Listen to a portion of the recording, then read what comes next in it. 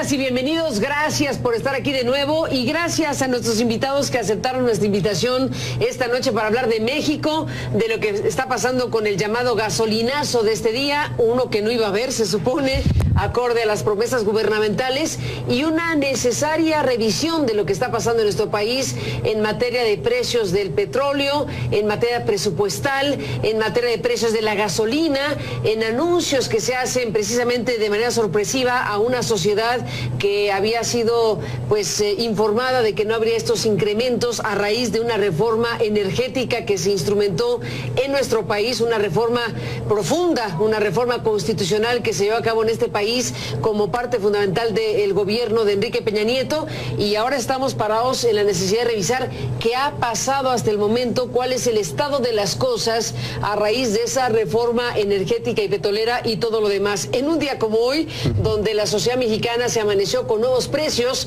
no precisamente los que esperaban a la baja, sino al alza en estos hidrocarburos y en estos combustibles.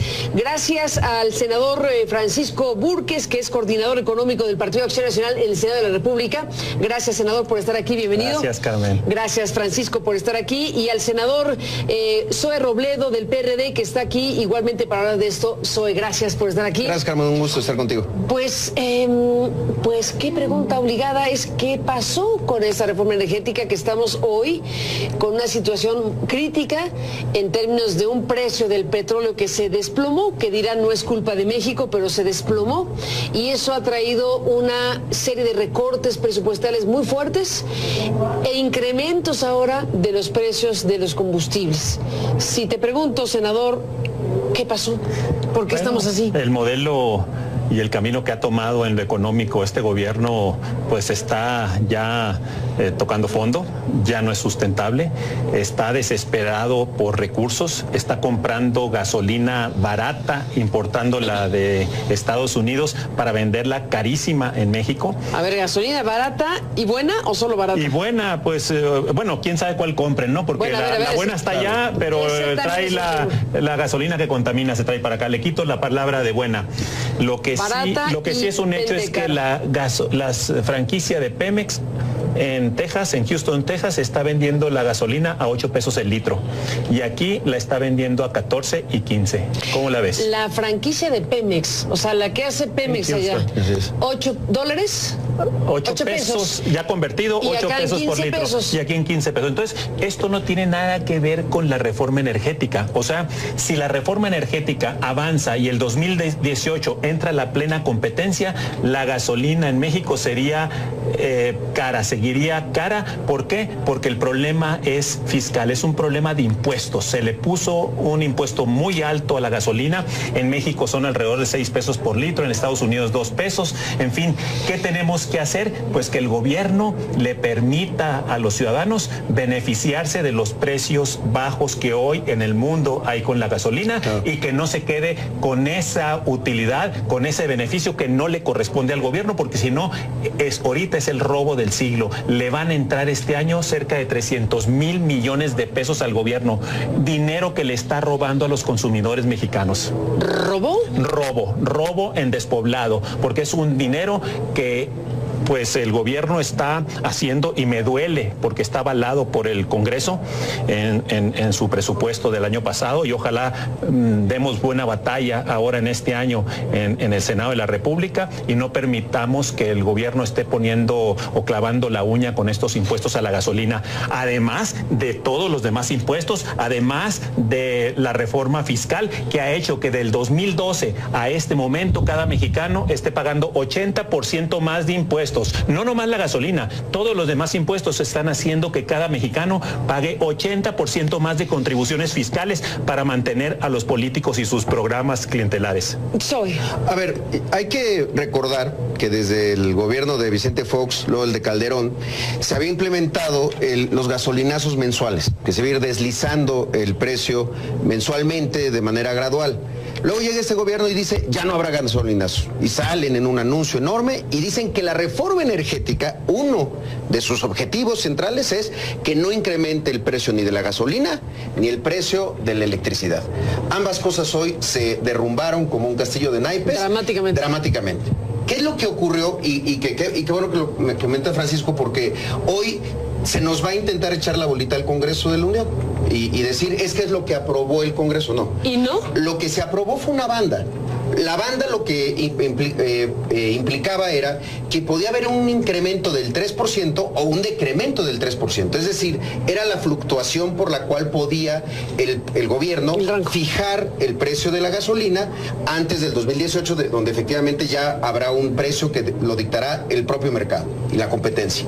Ahora, el problema es que convirtieron este mecanismo de flexibilización y de control de precios en un mecanismo de recaudación, como dice Francisco, ahí coincido plenamente. Es decir, convirtieron cada bomba de gasolina en una oficina de recaudación de la Secretaría de Hacienda, porque se fueron al techo de la banda. En vez de que la banda sirviera como mecanismo de flexibilización, dijeron, vámonos hasta arriba. Fíjate, la banda, como lo publicó Hacienda, en el caso de la Premium estaba en 14.81. El precio de la Premium hoy está en 14.81. O sea, ahí ya se subieron hasta el tope. Pero el Congreso les dio esa atribución. El Congreso les dio... Si le dice el rango, dirá, pues me pusiste el 14.81, sí, me lo permitiste. Me parece que están utilizando mal el mecanismo. Pero ojo, no vaya a ser que ahora en esta próxima discusión de la ley de ingresos aumente el rango, intenten incrementar la banda y que sea no del 3 sino del 4 o del 5%, porque efectivamente hay un problema. Este gobierno está urgido de recursos que no está recaudando, no está ahorrando y está gastando muy mal.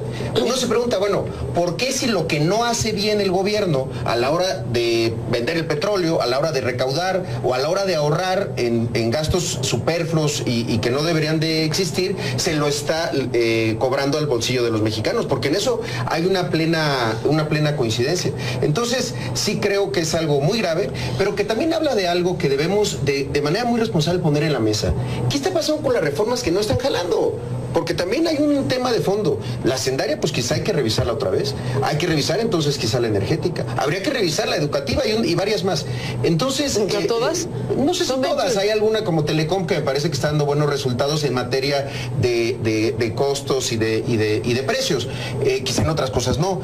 Pero sí dejar de entender este momento que vivió el país de reformitis y de una venta, de mover a México además tan repetida de manera machacona en los spots, por una realidad que se nos presentó ante el espejo muy distinta a la que nos quisieron vender. Bueno, vamos a entrar en esa materia, pero antes, mira, déme a la pausa y escuchar a Francisco un asunto. Tú dices, el Congreso le aprueba al gobierno, a la Secretaría de Hacienda, una banda hasta de 14.81 en el tema de la Premium. En el tema de la Premium. ¿Y le dijo los criterios para que fuera hacia arriba o hacia abajo, o solamente le dio la banda? No, claro, había ciertos criterios. ¿Y los criterios se cumplieron? No, bueno, es que, por ejemplo, la banda tenía que ver para poner un escenario, que si caía mucho el precio del petróleo, pues el precio de la gasolina no se desplomara. La banda de alguna manera servía al revés, para controlar los precios y que no hubiera ¿Hacia el alza? Hacia el alza, pues es lo que hicieron. No, pero aquí se fueron como... A ver, te dirán, si estaba a $100 el precio del petróleo, ahora está en ¿cuánto? Sí, pues anda como en cerca 36, o sea, dice más caída que eso. Entonces, el principal costo de la gasolina. Si tu criterio es si cae dramáticamente el precio del petróleo, tu posibilidad es la banda, pero hacia arriba. Hacia arriba. Pues fue lo que hicieron, sí, 14.81. Pero hay un elemento adicional, Carmen, que esa medida no la tenían que tomar de manera obligada. Podían haber determinado mantener el precio de la gasolina como estaba por una razón. Esto puede generar inflación y además hay una profunda insensibilidad social a la hora de no ver que ciertos productos, no es solamente un asunto contra los automovilistas, no solamente quienes le ponen vamos gas a ver cómo impacta lo demás. A ver si no impacta la inflación, si impacta el tema de los transportes y entonces el flete de mercancías. Hoy ya hay organizaciones que salen a decir, oye, es que esto le va a pegar directamente a lácteos, cárnicos, botanas, a una serie de productos de la canasta básica que tienen que ver con el consumo de los más pobres que no necesariamente tienen coche. Entonces, sí estaba la banda, pero no era una obligación irse hasta arriba. O sea, utilizar la banda como un mecanismo de recaudatorio fue un error y fue un abuso. Error y abuso, y tú dijiste robo. Es un robo. Error, abuso, robo. Bueno, casi sinónimos. Esa es la banda en la que ustedes están manejando el asunto. Después de la pausa regresamos en esta conversación sobre lo que está pasando en México y los precios de las gasolinas, los combustibles y todo lo demás, en un día como hoy.